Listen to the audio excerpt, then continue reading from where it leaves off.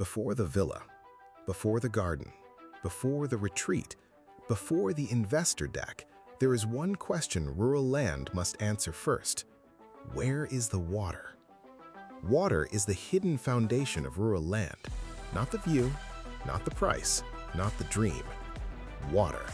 Because water determines almost everything. Can people stay there? Can gardens grow there? Can animals survive there? Can trees establish there? Can guests shower there? Can kitchens operate there? Can fires be managed there? Can soil recover there? Can the property function in the dry season? Can it handle the wet season? Can it become a retreat estate or only a beautiful liability? Many land deals look good until the water question appears. The listing shows views, the price seems attractive, the map looks promising, the dream starts building itself. Then due diligence asks, is there a well? How deep?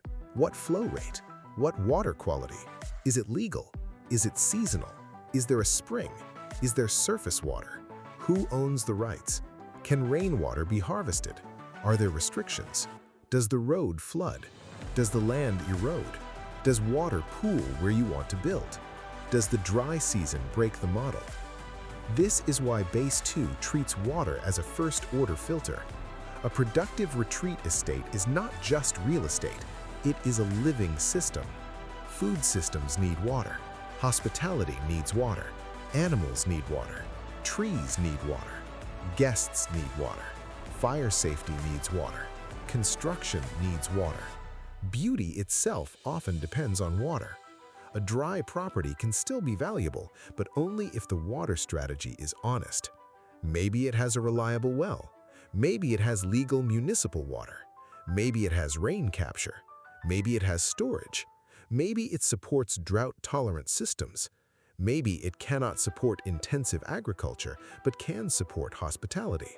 The problem is not dryness. The problem is pretending dryness does not matter. Water is not only physical, it is legal. You may see water and not have the right to use it. You may drill and not have permission.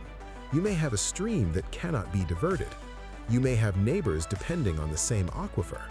You may have laws that change what is possible. That means water due diligence is not just a site visit. It is legal review, hydrological review, engineering review, seasonal review, local knowledge, and sometimes the most important information is not in the listing, it is in the dry season. What does the land look like after months without rain? What do neighbors do for water? Do wells fail? Do trucks deliver water? Do roads become dust or mud? Do trees survive? Does the grass disappear? Does the property still feel viable? These questions matter because water turns land into capacity. Capacity for people, capacity for animals, capacity for food, capacity for hospitality, capacity for resilience. Without water, optionality shrinks. With reliable water, the land can start to become something more. A garden, a food forest, a retreat, a villa base, a fire-safe landscape, a place people can return to. This is why the water test is not a technical detail, it is philosophical. It asks whether the land can support life, not just ownership. Because owning land that cannot function may feel like sovereignty, but it is not. It is exposure. Useful land begins with water. Useful land begins with water. The view may sell the dream. The dry season tests the truth. If the land cannot keep its promises when water is scarce, it was never truly resilient.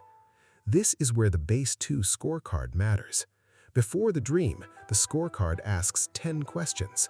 Title: can the land be securely owned, used, transferred, and improved? Access: can people, materials, guests, staff, and emergency services actually reach it? Water: what is the source, storage, treatment, distribution, and backup plan? Buildability: where can structures, roads, utilities, gardens, and gathering spaces realistically go?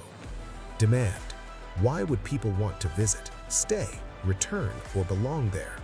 Operations: can the site be managed simply without creating a fragile machine? Legal use: Can the intended use actually happen under local rules? Low capex activation. What can prove demand before heavy development? Community. Who are the people this place is for, and how will trust form before stress? Exit logic. Who might value the asset later, and why would it be more useful than when it started? Base 2 doesn't start with the dream, it starts with the scorecard. No water, no base 2. The view comes later. The scorecard starts with whether the land can actually support life, guests, gardens, operations, and uncertainty.